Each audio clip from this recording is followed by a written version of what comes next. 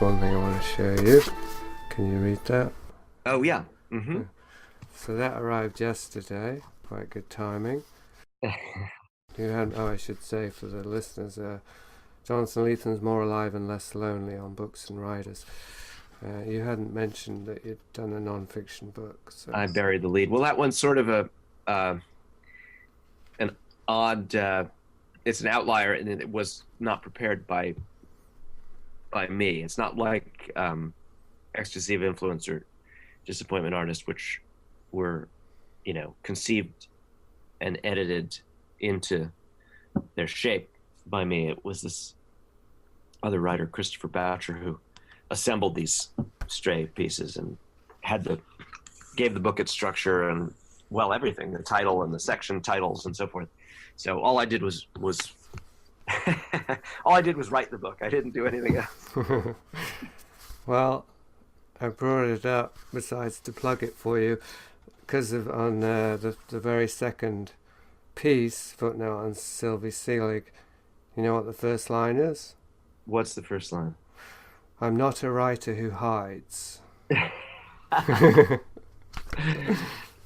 Well, it seemed very synchronicitous anyway. Yeah. And I understood the context you used it in there, and I think I did. And of course, my experience of you was of a writer who didn't hide, as in you were responsive and very open. So, but maybe I'm a writer who hides behind not hiding. Yeah. When you discover you're no good at conventional hiding, not hiding is the best mask left. It's the second best mask. Mm-hmm. Well, I guess because I've written about my brother in that regard, how he created a mask of transparency, and I do wonder that about myself also. We can only reveal the things that we're actually conscious of anyway. Do you know the poet and visual artist Joe Brainard? No. He was sort of a late part, not one of the originating generation, but a next to come along member of what's called sort of the New York school of poetry, I think, and so associated with John Ashbery and Kenneth Koch and James Schuyler and Eileen Myles came along a little later, which is to say it's often a gay or bisexual milieu. Anyway, he was a very charming, apparently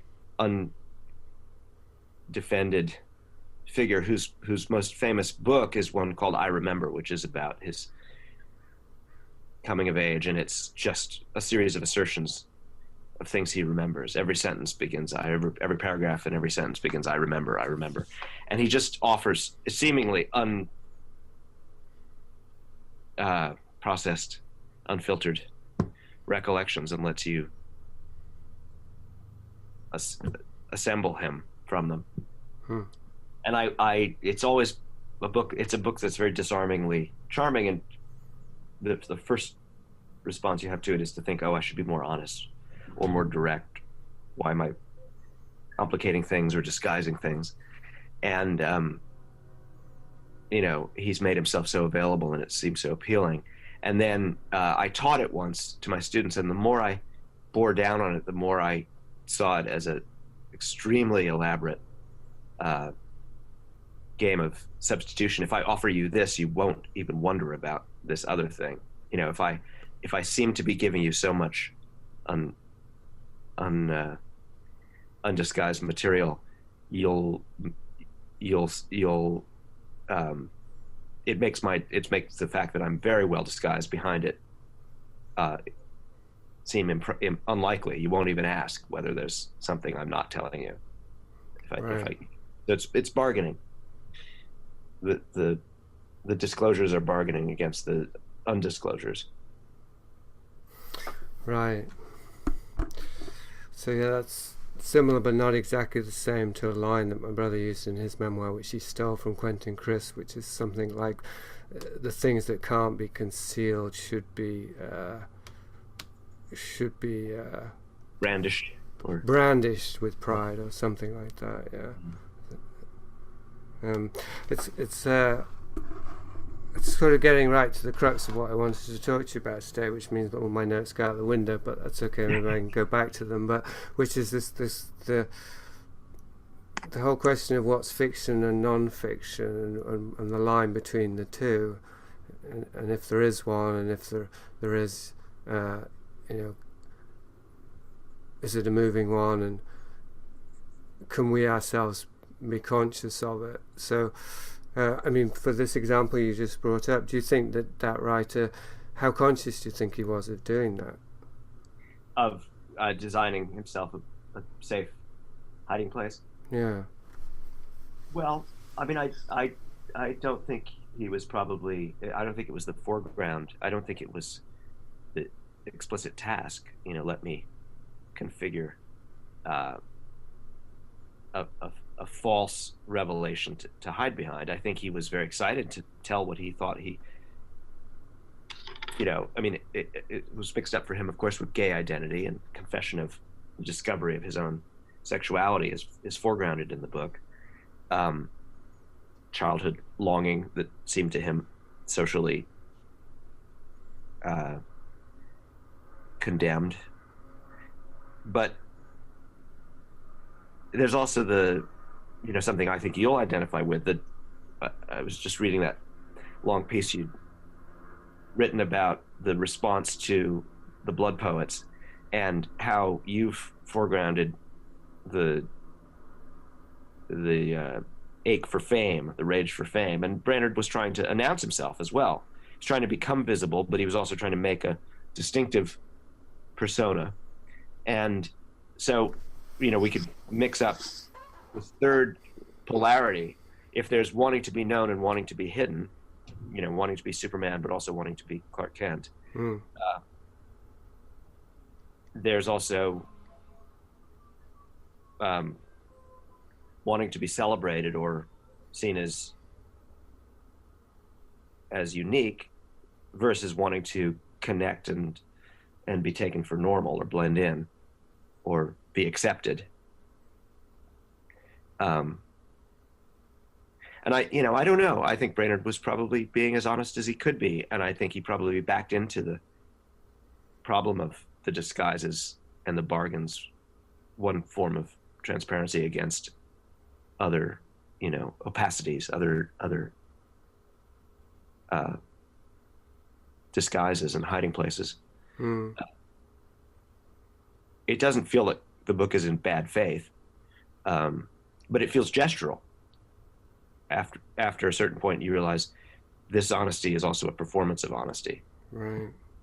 Because this process that we're touching on now was mapped in Seen and Not Seen. That was kind of the core of Seen and Not Seen, was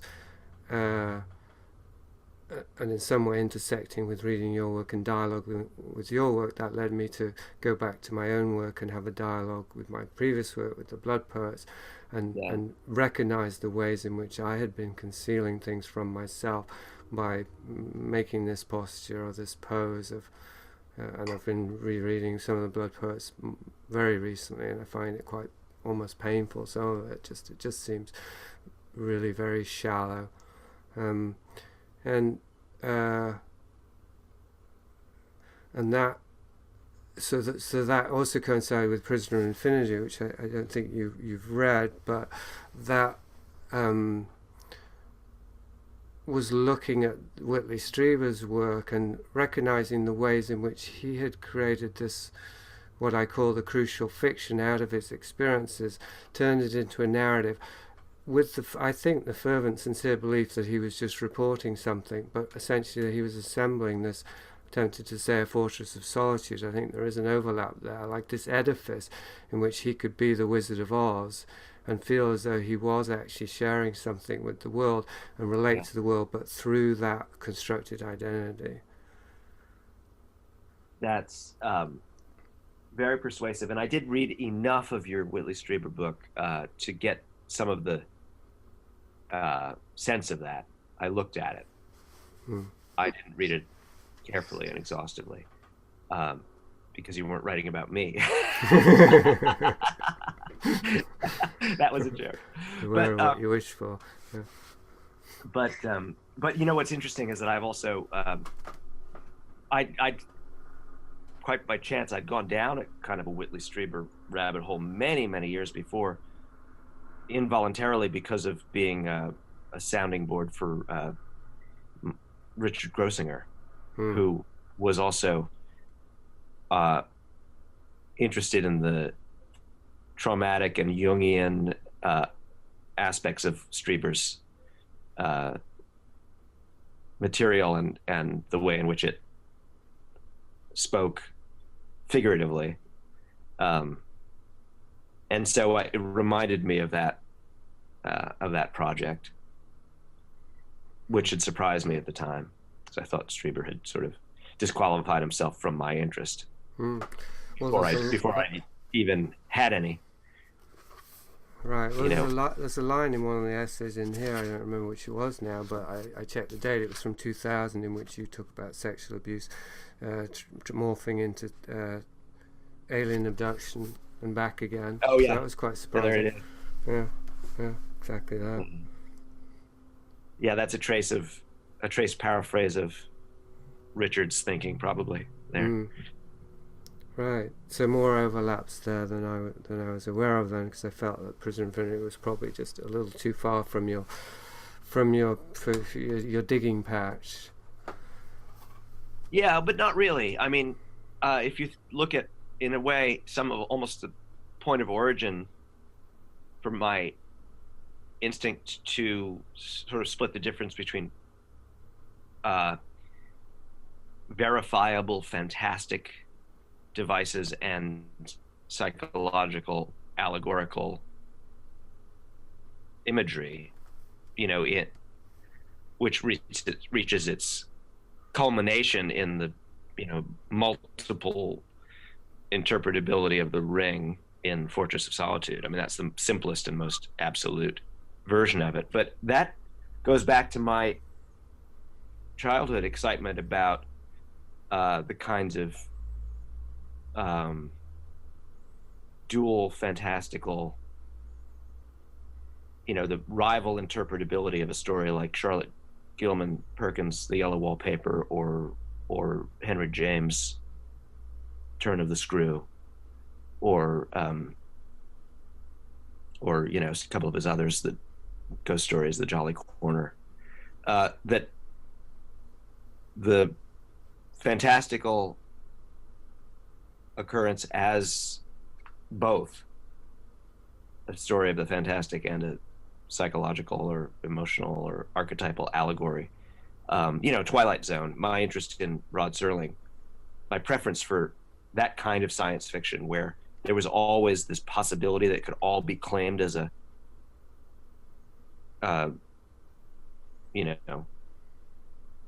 super developed journey through a landscape of the psyche. When that lays a ground for being at least tempted to be interested in something like Strieber's conflation of childhood sexual abuse and alien abduction. But I always found Strieber embarrassing in a way that kept me from going there and actually sampling it. But that also, truthfully, has to do with something that I've navigated as an area of resistance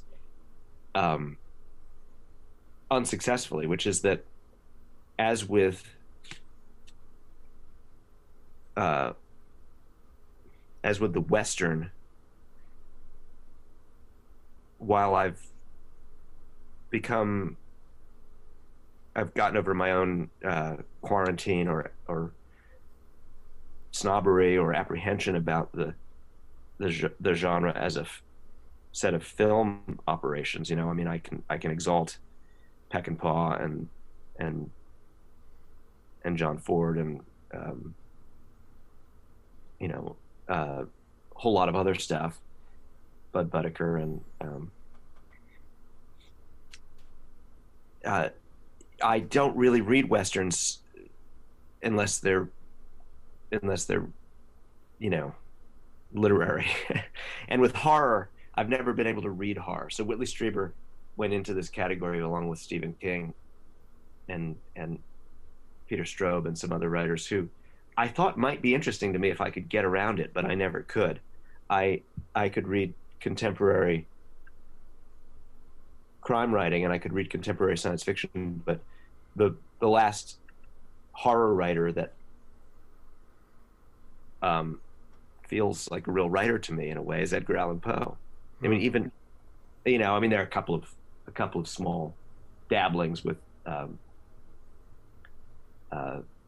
William Hope Hodgson, The Nightland, and and Lovecraft.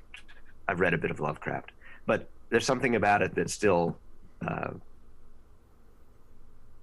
I'm still blocked against. And Strieber always seemed like a kind of a B level. If I wasn't going to read Stephen King and Peter Straub, why would I be trying to figure out what we're thinking about Whitley Strieber? Well, yeah, of course, Strieber, what makes him of relevance and how I could write a whole book about him is he made this transition from horror fiction to horror non-fiction in his own mind, at least. And I'd say I pretty much show in Prism Infinity there's definitely something there, whether there's a true supernatural or non-physical or non-human element. There's certainly a non-ordinary reality element, even if it's the non-ordinary reality of MKULTRA and psychological operations. Right. So, right, which reminds me, of course, that one of the other great exemplars of this area of rival interpretability narratives that is that film Jacob's Ladder, which must compel you. It does, I find it very compelling. Yeah. And has its archetypal source in that occurrence at Owl Creek Bridge, the Ambrose Bierce story, exactly. Yeah.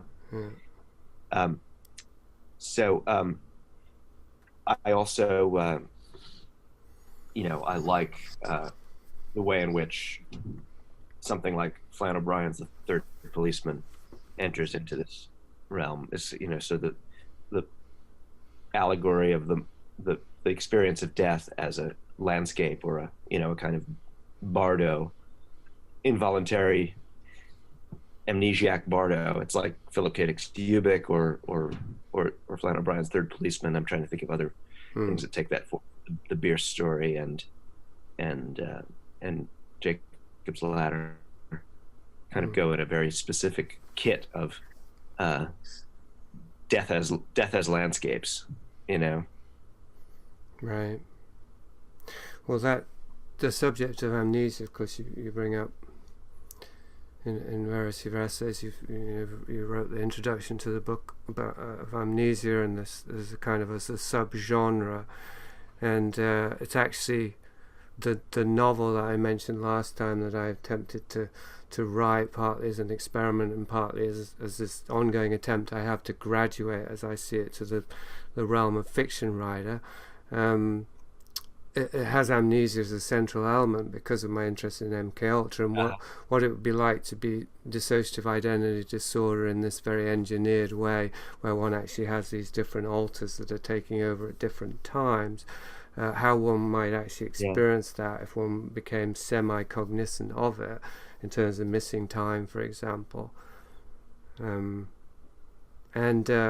think that this is, to bring it back to the largest subject, which was partly about fiction and non-fiction and your antipathy for Strieber or your embarrassment with Strieber, it occurred to me because, as I said last time, the strongest intersection between your and my perspectives, I think, is represented or embodied by Philip K. Dick's work. Like, I consider myself more paranoid even than Philip K. Dick. I'm trying to be objectively speaking there. I think that many of the things I believe and write about, are as extreme as the things Dick wrote about. And one of the interesting parallels occurs to me with Dick is that I'm always trying to somehow graduate to non-fiction for various reasons, which I won't go into, whereas he kind of made the transition the opposite way. He gradually transitioned from being a fiction writer to non-fiction writer with the Exegesis, and even Valis was essentially, he just tried to novelize his experiences. No? Yeah. Well, it's true that his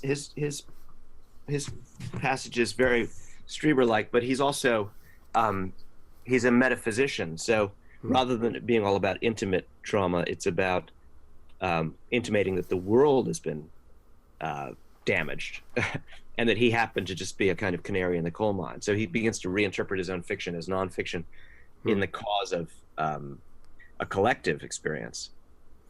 I mean, in a way, Strieber seems, and this is fatuous because I haven't read him, but there's something self-indulgent. It's almost petulant. Like, not enough people were impressed with my depictions of reality when I tried to make them universal and metaphoric and evocative. So now I'm going to withdraw into claiming them as actually injury and see if I can get the attention that I seek. Whereas Dick seems quite selfless in that way. He's tried to make his visions compelling to us, and he did in the 60s. And then in the 70s, he starts to feel that they might be urgent warnings to everyone, that it's his job to interpret, but that he's still caught up in a collective and selfless endeavor in some way that more resembles the artist's relation to the other, whereas Strieber's operation seems to me to decline the artist's relation to the other, and instead, I mean, he really is an emblematic figure of claiming injury that no one else can even fathom or imagine as his credential. Mm-hmm. He could be seen as a kind of precursor to a critique of the injury politics that arranges itself only around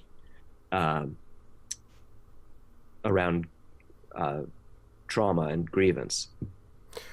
Well, added to which is the credential of "it was done to me by non-human beings, therefore I am marked as a spokesperson for non-human contact with another reality." So he has elevated himself to the role of prophet in that regard and convinced a whole little subcult.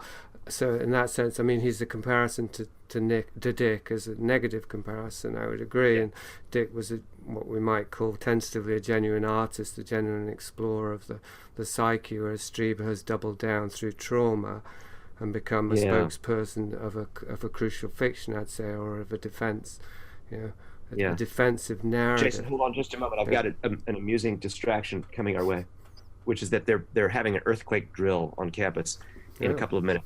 And I think I can safely ignore it if I turn off the lights in my office. So I'm going to do that. So they won't know I'm here. Well, I'm supposed to evacuate the building, but I'm going to non-evacuate and talk to you instead. So Dickian.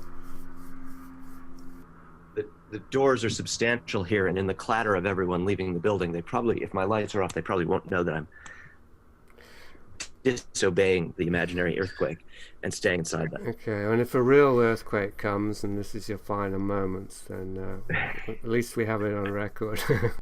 When I was a much younger man, I went to the university. I tried super hard to understand till I had a big epiphany. I cried, none of you people can really be trusted. You're not searching for enlightenment. All of you people are just running a hustle to try to pay the rent. And then a genial professor of history took my arm and he took me aside. He said, I guess you've seen through the mystery. You must be very clever, he lied.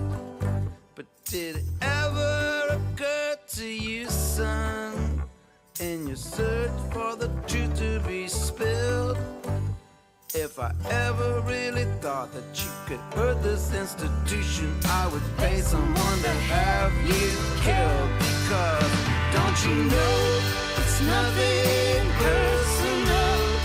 You seem like a reasonable man. If you fuck with my hustle, I will get you if I can. I went out into the world to start perusing it with my new hustle glasses on. Suddenly a whole lot of confusing shit had a clear explanation. I saw a hustle there, a hustle here. Everybody seemed to have at least one. But I soon found that the people that you really got to fear are the ones who don't know they got a hustle going on. Don't you know it's nothing personal? You seem like a reasonable man. But if you fuck with my hustle, I will get you if I can. And Jesus was a hustler when he walked upon the water, and the money changers looked up at him in his lowly wooden tower.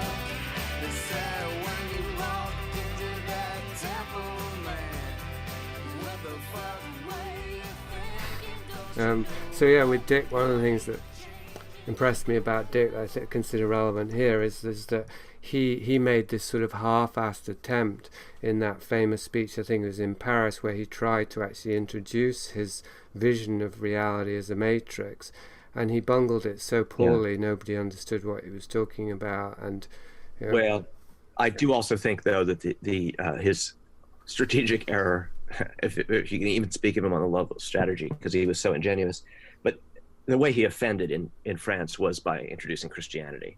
It wasn't the literal commitment to metaphysics or revised cosmology, where he insisted that he was speaking non-figuratively about the universe, that really put the crowd against him.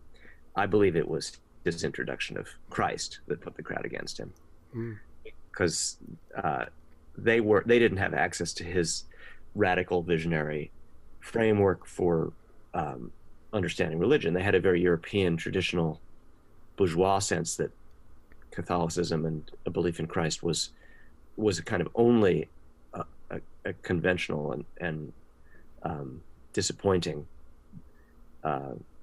failure to be an artist or visionary, whereas Dick was living out here on the radical edge, where there was such a thing as a Jesus freak, which is what he'd become. You know, especially in that period, there was a access to a visionary Christian, Gnostic conversation that he didn't prepare the French for that aspect of his new message. Right. Yeah, well, I hadn't factored that in, but I think it's still part and parcel of what I picked up from it, was that his heart wasn't really in it when it came to being a prophet. He really was introspective. Yeah. Well, also his yeah, I think that's true, that he was so utterly anti-authoritarian. His persona, his charisma was bound up in self-contradicting, self-effacing humor and puncturing certainties. So he wasn't a good vehicle for transmitting any even temporary propositional certainties. Yeah, he was a terrible prophet, because what I think he opted for in trying to persuade was a kind of droning scholasticism. He didn't at that moment, he doggedly wrote down a kind of it was like a boring college dissertation or something about his beliefs, but his charisma had fled the area at that moment. Which I'd say was to his credit. I think that Dick's meanings they've filtered through the culture, and of course they've been co-opted and undermined and all the rest of it inevitably as happens, but they've still, I think, because they were so partially formed and the exegesis wasn't even published, he was really writing it for himself, so it was almost like it was quarantined and retained some sort of pristine quality via that. And the way it's filtered through, I think he's quite exceptional in this regard, because yes, he's been co-opted by the culture and he's become this brand now with the movies and whatnot, but there still remains the sort of the pure Dick, which is incomprehensible to most people. I don't know how many people bought the Exegesis, but I bet only 1% of them read it, you know. Well, what is it to even read it? I don't know if I've ever read it, you know. Right. Your eyes have passed over it, I presume. Yeah, I mean, I edited it and tried to manage it and make it readable as well as I could, but it's in a sense it's I mean, it's not written to be read. It's written to be to be written. Mm-hmm. He was trying to use language as a scalpel to tear open a curtain, and it's a series of slash marks on the curtain, and you can use it to peer through, but it's not ordinary reading. So that's where I felt we were going to begin with this conversation, was the question of when a person writes, when a writer writes, the extent to which they're being honest seems as though it can't be gauged by how much they're trying to be honest, because the conscious mind, you know, has all these subterfuges, but rather to the extent to which they are able to use writing to expose themselves to themselves. In other words, that they discover, they tear that veil, or they penetrate the membrane of their own defense fictions. They end up undermining their own ego structures and whatnot, and might have a very disoriented and uncomfortable experience in the process of writing. It might also be satisfying, but at the end of it, they have the feeling is that they have discovered something about themselves in the process of trying to communicate perhaps something else. Right. Yeah, well, you know, language is I mean, I think I wrote about this some in the introduction to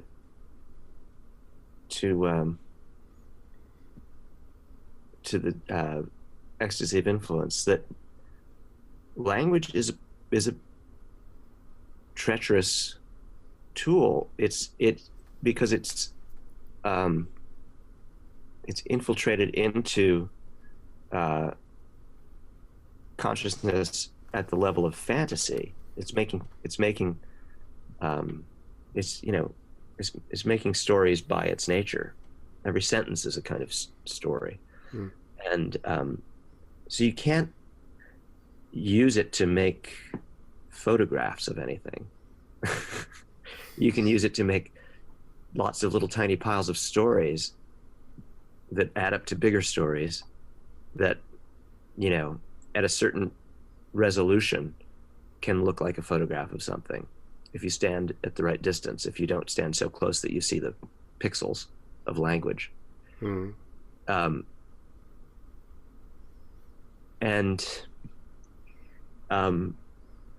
Mostly you're going to fail it, even at that even the photograph will have, you know, at one resolution it'll look mostly right, but this area over here will look wrong because the the fantasy story that language wants to tell, and your own fascination with that fantasy story will have made you choose to, do something different over there. And anyway, you're mixed up in the picture too. Your preferences and your inclinations, your amusements and your apprehensions are another story the language wants to tell. Every attempt to write a novel is, there's this Godard quote that I like, which is, every film is, whatever else it is, it's a documentary of a portion of the lives of the actors. Mm-hmm. In other words, if you make a film with Jean-Paul Belmondo, who's a professional actor who's playing a gangster in Breathless for you, you've also made accidentally a documentary about 3 weeks in the life of Jean-Pierre Belmondo, mm-hmm. Jean-Paul Belmondo, right? And that's one of the only things, in fact, you can be certain that you've made. So I would say that a novel is a comparable thing, even as it's a fiction designed to tell you something about reality. It's also an accidental documentary, or in this case, not documentary, but journal of years worth of daily sentence making on the part of an individual author who's sitting down, slightly different, slightly anxious, slightly hungry, slightly sad, and adding sentences to this compilation. So it's one of the only things you can be sure the novel is a 2 or 3 year journal of a period of life, of a period of the life of its author. Right. A document, yeah. So it's referring, as you say, to the state with digestion and whatever's going on internally with the writer, even though he's not writing about any of that. That is informing the actual document itself. Well, and then one of the things that happens if you write a few of these things is that if you're attentive, you become conscious of that layer, and then maybe interested in it, which is an opportunity that is also treacherous. Right. So the truism about the first person narrator who begins in a way with The Great Gatsby is that, The Great Gatsby is the book where the Somerset Maugham presumption that there can be a first person narrator who's only telling a story but isn't in it, who says, I heard this wonderful story, or I watched these fascinating people and I'm going to tell you about them. And you won't become actually more interested in the narrator than in the people. That ends with Gatsby, where everyone understands that in a way the journey of the narrator is the secret reality that predominates in that novel, that his experience, his sensibility is the real, and then after that you get the 20th century. In many ways, the history of the novel becomes the history of the unreliable narrator. I mean, almost all of the important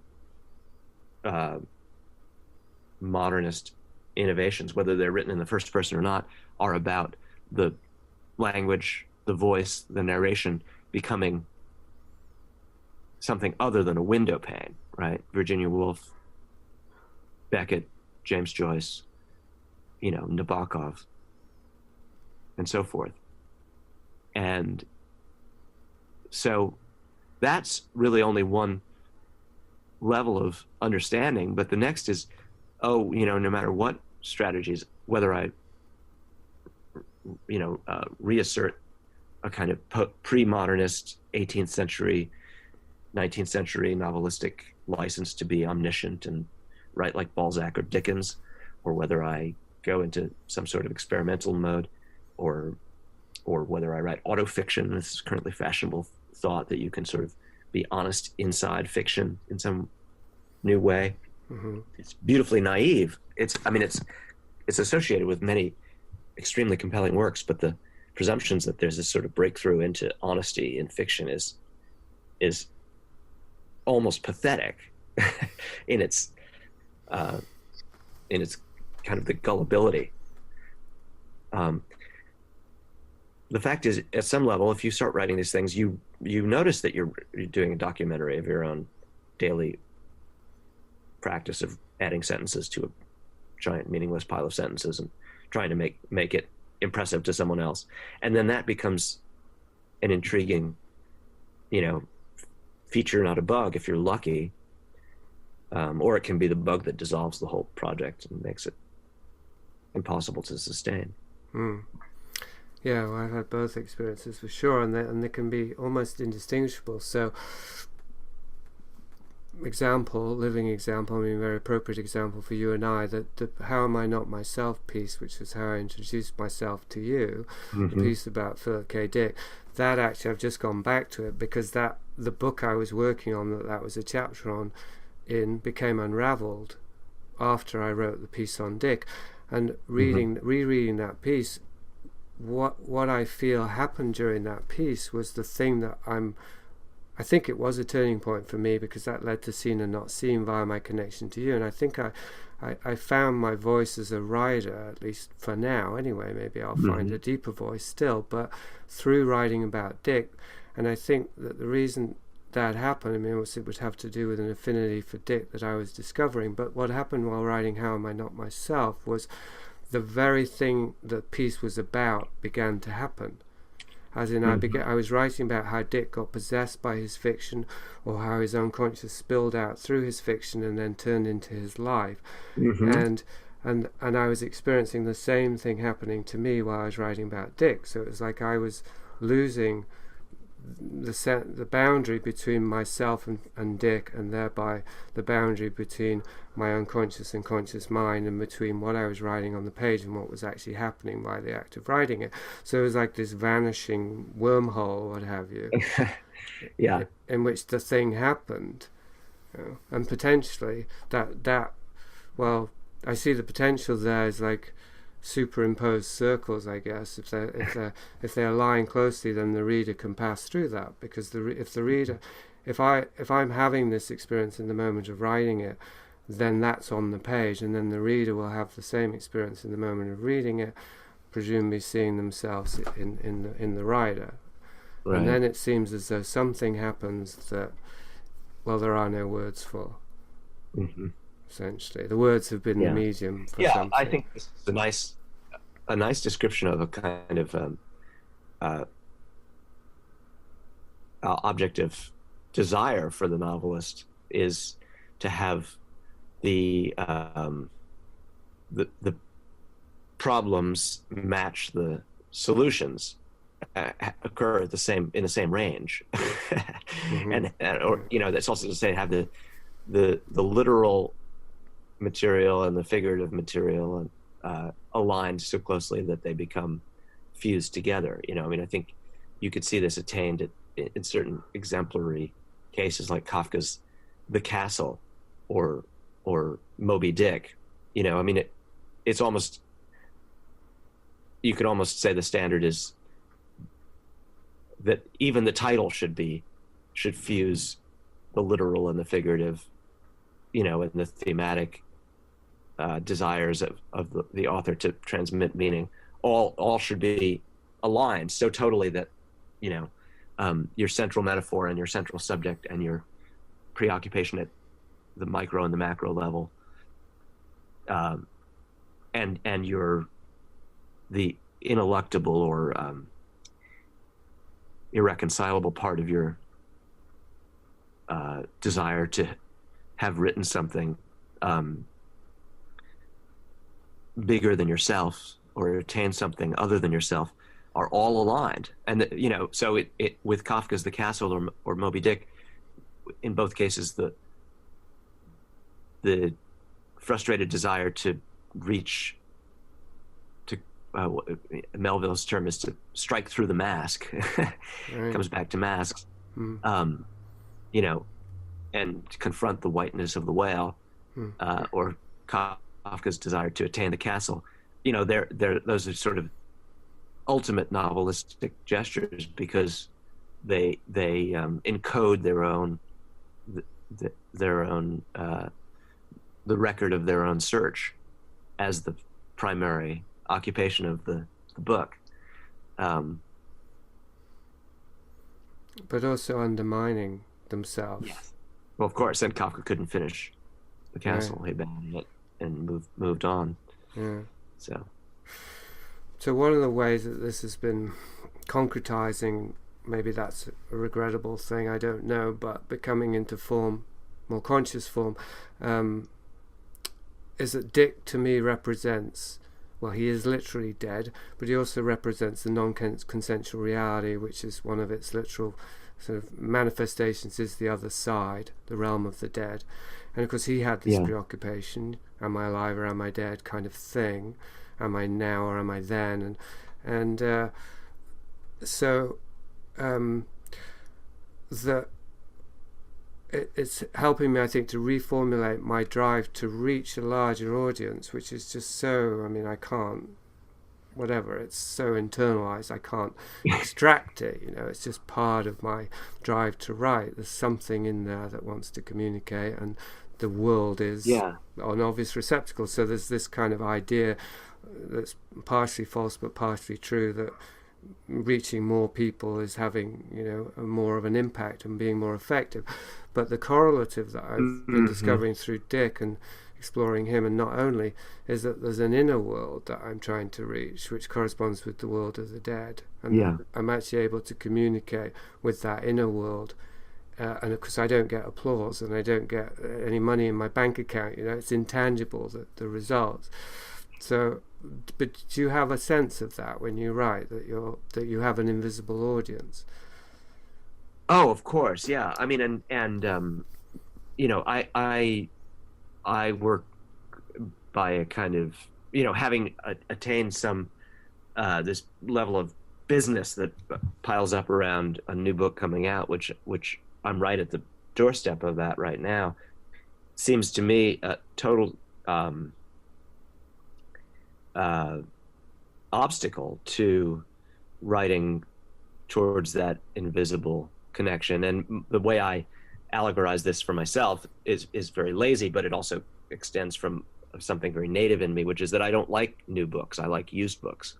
And so they only have to suffer through this period of being new for a while. I have to push them through it in order to get them into out of print status on used bookshelves where they can be discovered for their proper use, the way I discovered Philip K. Dick, and many others as a teenager, and that they're actually useless in this garbage stratum of the new.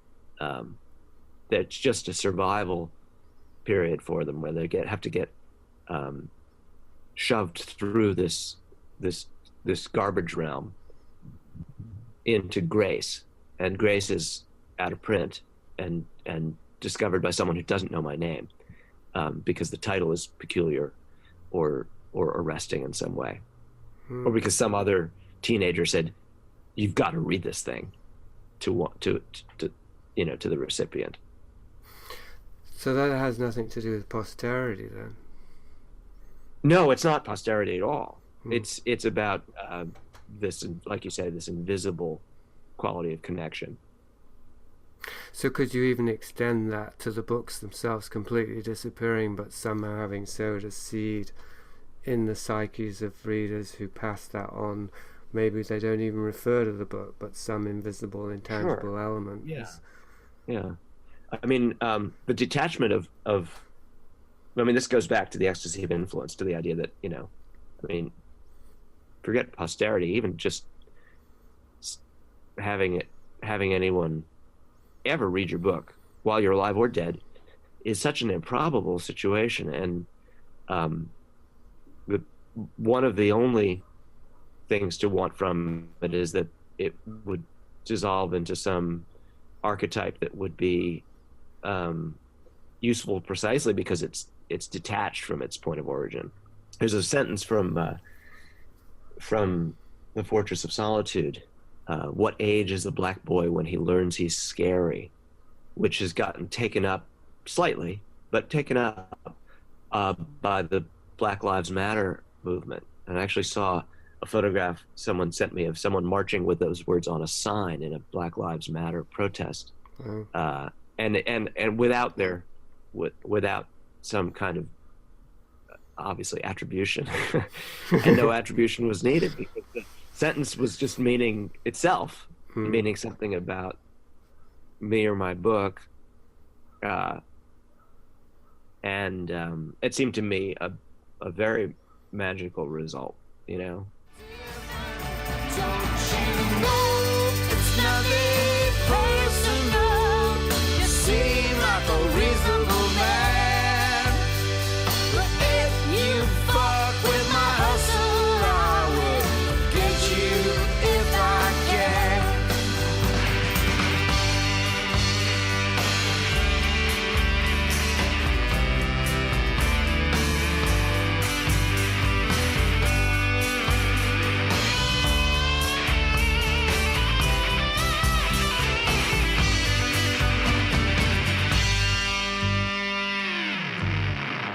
So now, every now and then, a leader comes along, promising a great big change.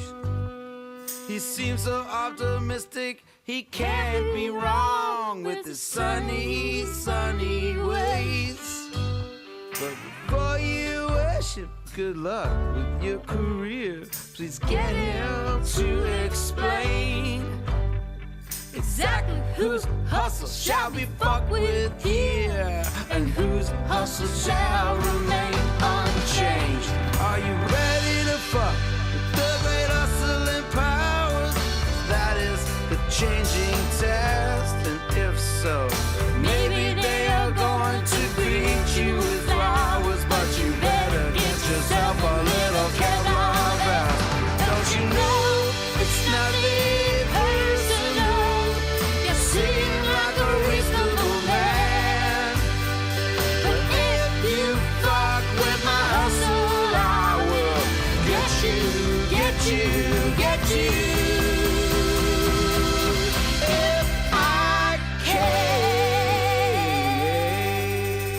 So is that like you've been I'm reluctant to flatten it out to us because there's something quite magical about it, but I will anyway, like being a mouthpiece for a collective experience. So you've articulated something that... Yes, well, this is recursive in my case, because there are actually only two quotes of mine that circulate. If you look at Twitter, there are only two quotes of mine that really move the way quotes move through the ether psyche of the internet, in the sense that people somehow hear them and think that they're meaningful words, and they're not just bragging that they read something of mine, but they're really and one is this: what age is a black boy when he learns he's scary, which comes from The Fortress of Solitude.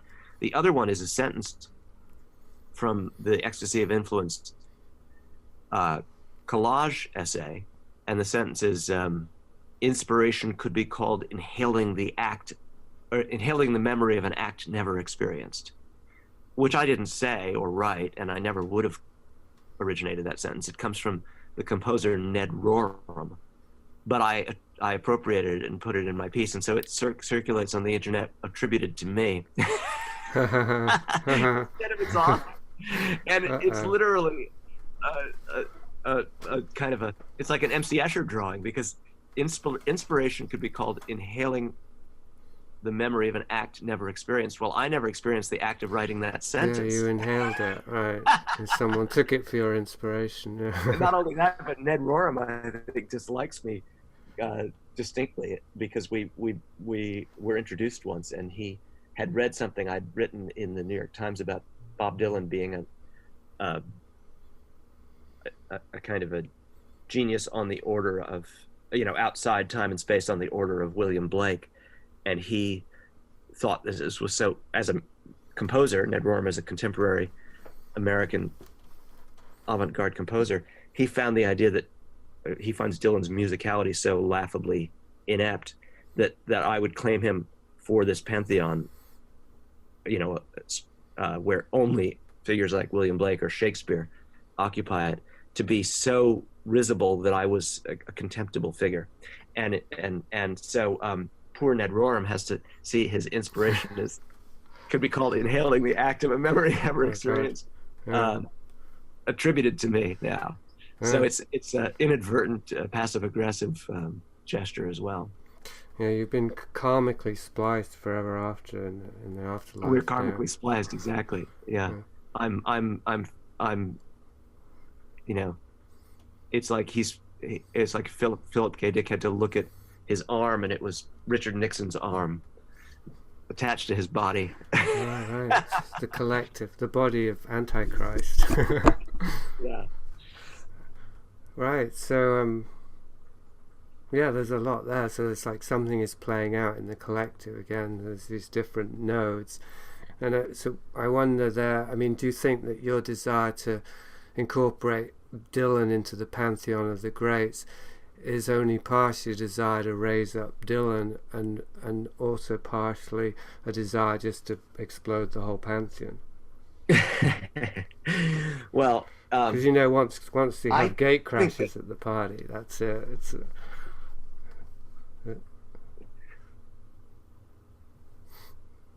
well, I think that it's very hard to place a meaningful bet on actual posterity, which is a very tiny raft floating on a great dark sea. I mean, I don't know that very many of my students have necessarily, had an important encounter with a poem by William Blake. So what's even William Blake's status worth? Well, yes, exactly. But I think if I were to make a bet on let's say someone who was alive at the same time as you and I, it would be Bob Dylan. But what is posterity? Sorry to cut you off there, but I mean, yeah, in the context of eternity, it's all the same. It's such a stupid occupation. It's so pointless. Yeah. So what I thought was maybe something vital there is this whole idea of the super genius, which I'm infected by too, but I'm very much trying to extract it because that's what drives my own desire to enter Valhalla, and I see it as an unhealthy and a neurotic drive in myself, whether because it's unrealistic or whether because it's unrealistic. I mean, either way, there's two kinds of unrealistic there, right? It's unattainable or it's not worth attaining, but either way, and it seems to go against this other sense that we share, that we were just sharing, which is that it's not about the work, much less the person doing the work. It's about the transmission and the reception, and how it informs, how it articulates, how it enhances the whole collective experience of itself.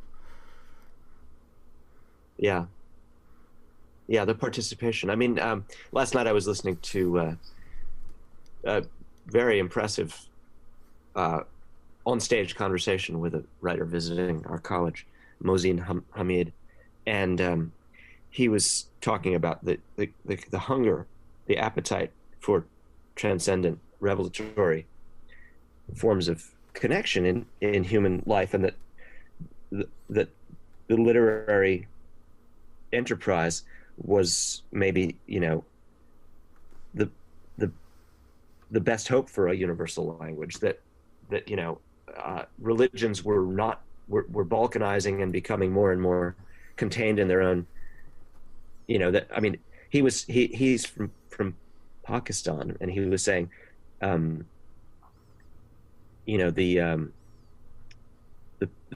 only voices of total collective reverence are like, Sufi poets from several centuries ago, whose expressions of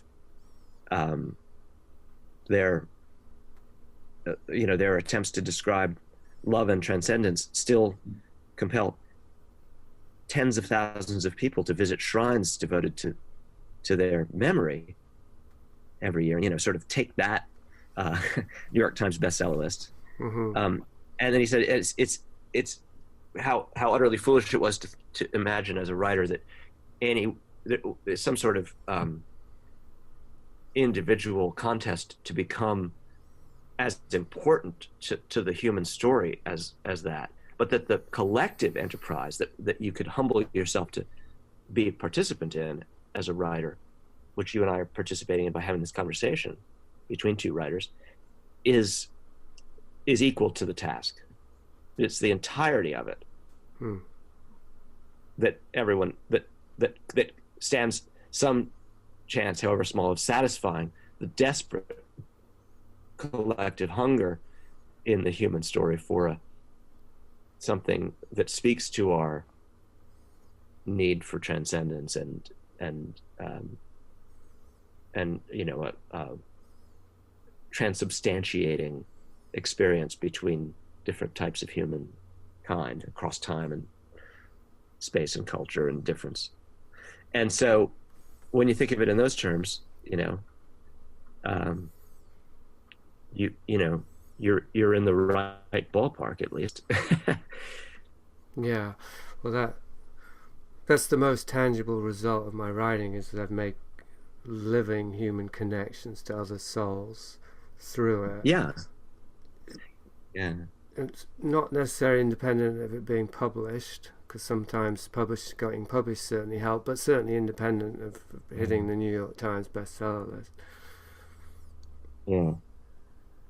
Well, and this is an area. It's funny because you in your piece, which I like just now on Feral Detective, you muse on how I might be in some way now triangulating against the onset of Edward Norton's film, that becoming part of that frontline entertainment industry, complex is something that I have to find some urgent position toward. And I mean, I guess it's probably true. It's an interesting proposition for me that I should have to. I haven't really taken it on as an assignment, but what it reminds me of at this moment is, in what you're saying, is the kind of comical sense in which unmade artworks have created human meaning in my life. That, when people ask me whether I'm very disappointed about all the films that weren't made, because it's been almost exclusively the situation that the books are optioned and developed and not made. And I mean, apart from the easy joke, which is I often collect a sum of money for the privilege of having them not make a movie, and that has kept the wolf from the door. It has enabled me to keep writing. But there's something else that almost invariably occurs, which is that I get to know these very interesting and eccentric and compelling humans who are trying to make the thing and failing, and form relationships that have changed my life. In some cases, they're recursively interesting ones, like my very, very deep and lasting friendship with Hampton Fancher, who wrote Blade Runner and then tried and failed to make Gun with Occasional Music into a film. And in other cases, they're obvious and relevant. I've gotten to know David Cronenberg a bit, and that's deepened my sense of his artwork and its reach into me and its influence on me, but also enabled me to simply share human sympathies with a person I wouldn't have otherwise, and see him not as an impassive fixture. Maybe it's comparable to the way I've become human to you. And so not only successful or even existing artworks can connect human beings, but failed and non-existing artworks in this case are connecting human beings. That simply by nominating yourself into the space of our interest in one another's imaginative acts, collaboratively.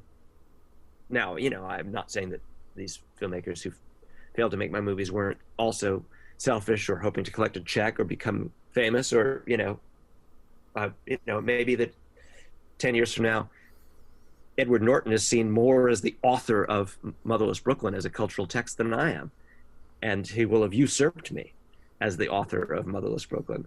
But it doesn't really matter.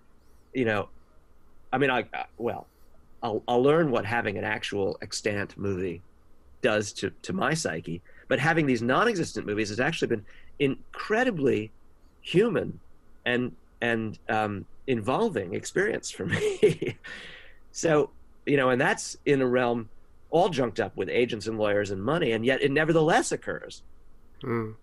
Let alone what occurs, when I commune with my aspiring students, or express my solidarity with you, or when you hand your manuscript to some other person who you admire. And the transactional, we're so encouraged by the twin goblins of romanticism and capitalism to see the artist as this isolated unit. But so we're endlessly undervaluing the intertextual, communal, transactional, social nature of the experience, even where it doesn't, hit the New York Times bestseller list. A thing I've incidentally only ever done once for 1 week, but I get to be called a New York Times bestselling author for the rest of my life because of that 1 week at position number 15. It's a kind of a comedy, right? But that's not where the action is. That's why I think about that, garbage realm that the books have to be pushed past into the hands of, and that's why, ironically, even hiding nested within the garbage realm and within a very exhausting mode of existence for me, which I'm about to undertake or undergo or endure, which is book tour, there's something very sublime that will occur. Almost, it's guaranteed to occur in each of the cities where someone will say something to me about their experience of one of the earlier books, because it's too early for the Feral Detective to be anything but a kind of commercial for itself. But they'll say, I always felt X about, did you really mean such and such? And I'll remember myself, and they'll be connected to me, and we'll be connected differently. And so these encounters that I'll have, it's very Philip K. Dick, revelation always comes, God's voice will be expressed in the form of some words. Sorry, I'm going to have to ignore this call now. Let me turn off the ringer. In the form of some garbage bubblegum wrapper stuck to the bottom of your shoe, or to something you'll glimpse in an advertisement. Ubic is sold as an underarm deodorant. And the transcendence of art is hidden inside the garbage of the art realm, So when I come to someone's bookstore in their town, they're suspicious. They're being sold something and they know it. Right.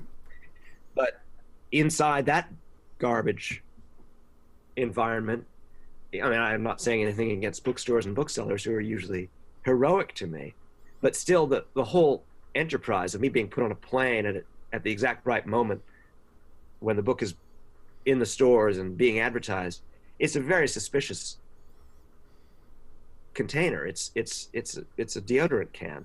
But that person who shows up, they and I might spray a little bit of Ubic on one another at that moment, So you're undercover as a novelist. I'm really a knew being, exactly. Yeah. And I'm constantly trying to tear holes in the novelist suit and let you see that the human being is underneath, just hoping to meet you. Except if I meet too many of you, I'll freak out. So I also have man cave. Very compassionate to myself and only do very small amounts of meeting you. Yeah. So in the piece you just quoted, towards the end of that piece, you quoted the thing. It was interesting the way that you reframed what I'd said as more challenging than I'd meant it to be, about triangulating against the industrial entertainment complex. But anyway, the paragraph after that is the closing paragraph, and it's the one that they've chosen at Conatus to put, to reprint at the top of the piece, as if it, it's the highlighted thing. And that was actually one that I didn't get to in our last talk, because I was going to ask if it felt presumptuous of this, if I was projecting this onto your work. But it seems to have come into its own context during this conversation, and it is what happens to a work of art when its most deeply felt hidden message is that art is no longer an adequate response to reality. So how do you feel about that sentence as being written about Feral Detective? Well, it's funny because I think you're ahead of me. I don't feel that as a obvious interpretation of Feral Detective, but you're ahead of me in a way that's both therefore perplexing, and gives me a kind of encouragement, because I think the next book I'm writing has that as its subject, actually. Oh. It's all about suspicion of stories, this Right. next book I'm writing. Oh, great. It's about trying to kill the storyteller for fucking us up. So Harry Carey by the pen. Yeah. And, you know, so that you see it already coming as a way in which the feral detective is attempting to query itself, but falling short, not getting all the way there, is mysterious to me, but suggests that maybe I'll satisfy you better with this next one, which I'm always hoping to do, Jason. That's very ironic. So, but do you feel like, because I wasn't sure, I mean, maybe I was sure how I meant it when I wrote it, but after I'd written it, I wasn't sure how accurate it was or how I meant it. But I feel as though in this conversation we've kind of zeroed in on maybe why that sentence could be meaningful, but encouraging rather than discouraging, which is that art, it's not about getting into Valhalla, it's not about creating these wonderful products that will outlast us, it's about communication. Yeah. And in the moment.